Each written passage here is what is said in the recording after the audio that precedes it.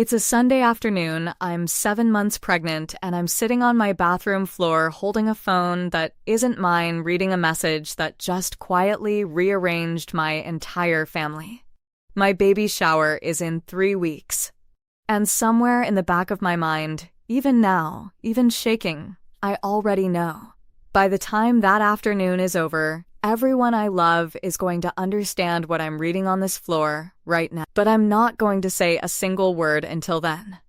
Let me tell you what the message said, and why, instead of screaming, I wiped my eyes, put the phone back exactly where I found it, walked out, and started planning the calmest, most devastating afternoon of my life.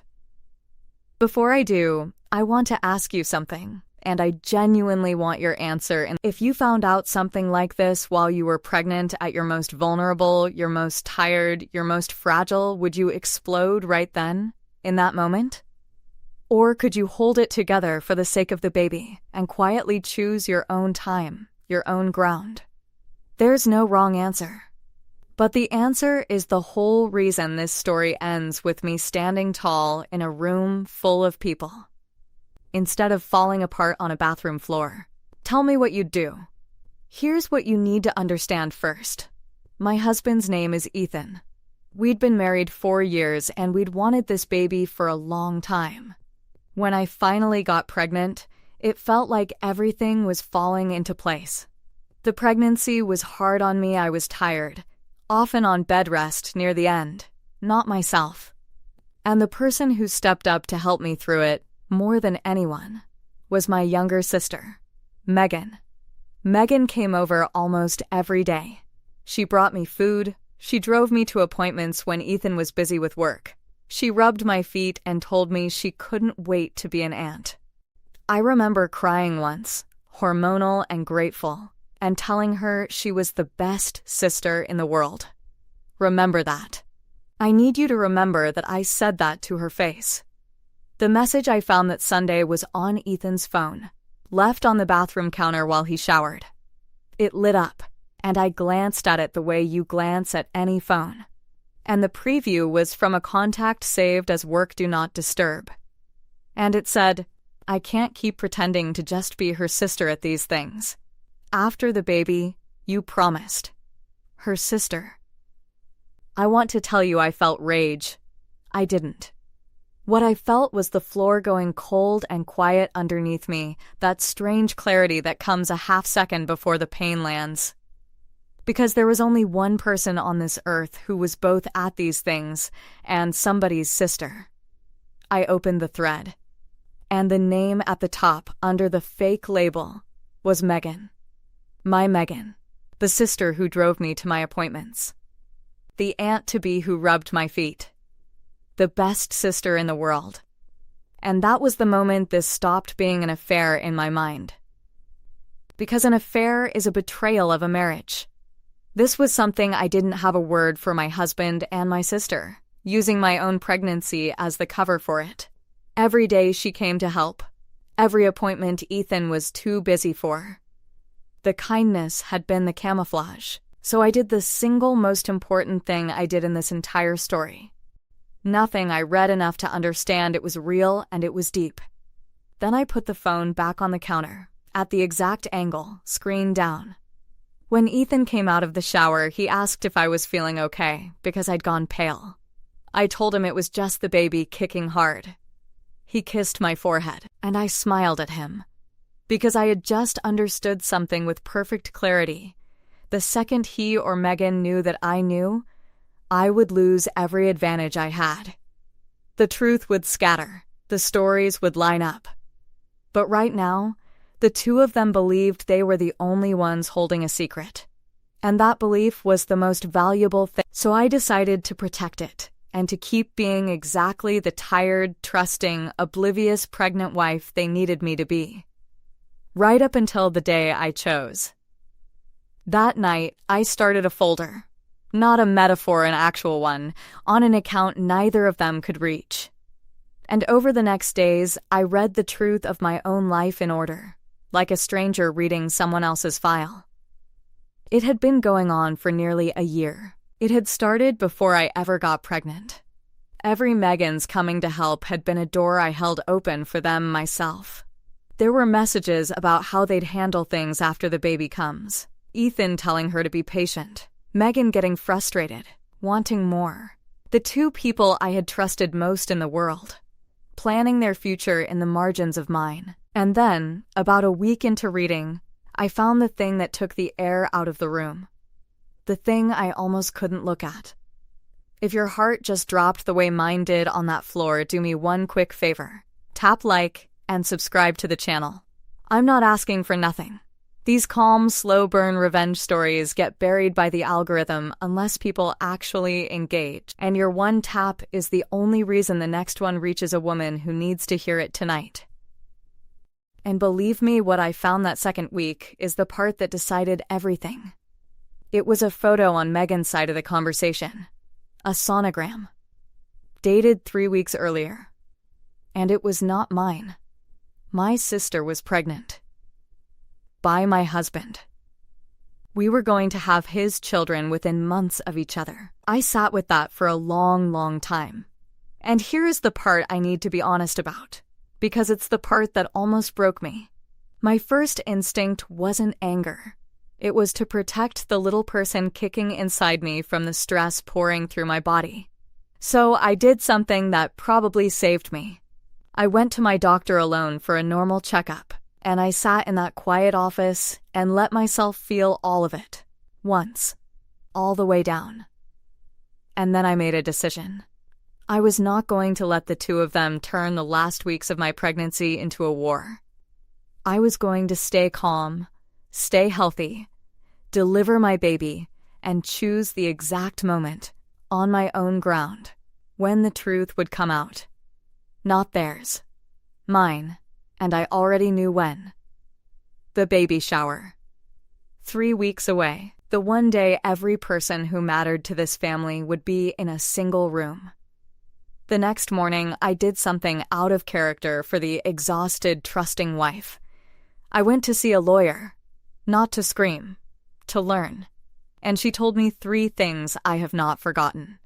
The first, I needed to protect myself and my baby first, quietly, before anyone knew anything financially and legally.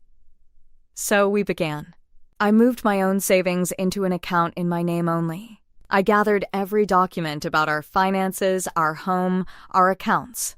I learned exactly where I stood, and the answer was far stronger than Ethan assumed.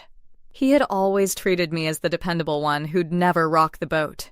The paperwork told a very different story about who had been holding our life together. The second thing she told me was about staying calm.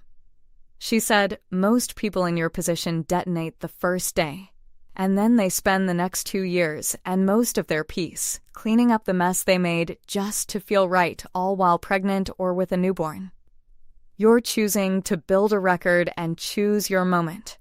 That will protect you and your child far more than a screaming match. And the third thing, she said gently. She said, when you do decide to end it, you don't owe anyone a performance. The truth, said calmly, in front of the right people, is louder than anything you could yell. So for 3 weeks, I did the hardest acting of my life. I let Megan come over and help. I let her rub my feet and talk about being an aunt. And I said thank you, while every word she spoke went quietly into the folder in my mind. I let Ethan play the excited father. And the whole time, I prepared. I quietly filed the paperwork to begin a divorce, ready but not yet served. I documented everything. And I planned a baby shower. But a few days before the shower, I found the last piece, and it changed how I felt about my sister. Just slightly, because in the most recent messages, Megan was scared. She was asking Ethan when he was finally going to tell me, and Ethan was stalling, telling her after the baby, it's complicated. Just wait. And in one message to a friend that he'd been careless enough to leave open, Ethan said something about Megan that he had never said about me, or her, to her face. He wrote that he wasn't sure he wanted either of them long-term, that he needed to see how things shook out. My sister had betrayed me in the cruelest way imaginable. And she had done it for a man who was, at that very moment, planning to discard her too. We had both, in our own ways, been marks in the same con. It didn't excuse her, but it told me exactly what kind of man we'd both trusted, and it told me that the truth, simply spoken, would do more damage than any plan I could invent. The morning of the baby shower, I got dressed slowly. I looked, everyone said, radiant.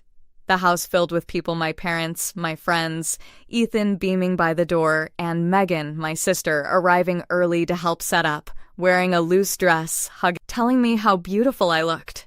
I waited until everyone was there, until the cake was cut and the room was warm and full and happy.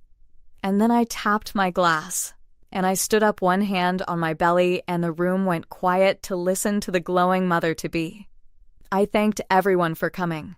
I thanked them for loving this baby before she was even born. And then I said I had 2 pieces of news. The first I said was that Ethan and I would be divorcing, that the papers were already filed. The room went still. Someone gasped. Ethan's face went white. And then I said the second part, calm as still water. I said, I'm telling you all today, together, because this baby deserves to be born into the truth instead of a secret. Ethan and Megan already know why. I just thought the people who love her should hear it from me standing up instead of finding out later, the way I did. I looked at my sister. I looked at my husband. And I said, I'll let the 2 of you explain the rest. You've had almost a year to practice. I didn't scream. I didn't throw anything. I didn't say the word pregnant, or show a single message, or make my sister's situation anyone's spectacle but her own to explain. I simply told the truth, set it down in the middle of that room, and let it be heavier than any accusation. Then I picked up my bag, and my mother, who had understood every word, took my arm, and I walked out of my own baby shower into the best air I had breathed in a year. The divorce was clean, because I had made it clean before anyone knew there was a war. Ethan left with what little was actually his. I kept my home, my work, my peace, and my daughter, who was born healthy 2 months later, into a quiet, honest house, surrounded by the people who never once lied to her mother. And if you'll let me leave you with one thing, not as someone who got revenge, but as someone who was betrayed at her most vulnerable and chose not to let it break her, it's this. When someone hurts you at your weakest moment, the most powerful thing you can do is refuse to become small. You don't owe your betrayers a scene. You don't owe them your health, your dignity, or your peace. Choose your moment, protect what matters, and let the truth spoken calmly. On your own ground, do what shouting never can. The people who truly love you will never use your kindness as a cover. Only the ones with a plan ever do. There's one more thing, though. About a year later, Megan called me. She was alone now. Ethan had done to her exactly what the messages always said he would. She didn't call to be forgiven. She called to warn me about something she'd discovered, far too late, about the very beginning of all of it. What she told me, and what I chose to do with it, is a story entirely its own, and it might be the most satisfying one yet. It's right there on your screen. You're going to want to see how that one ends.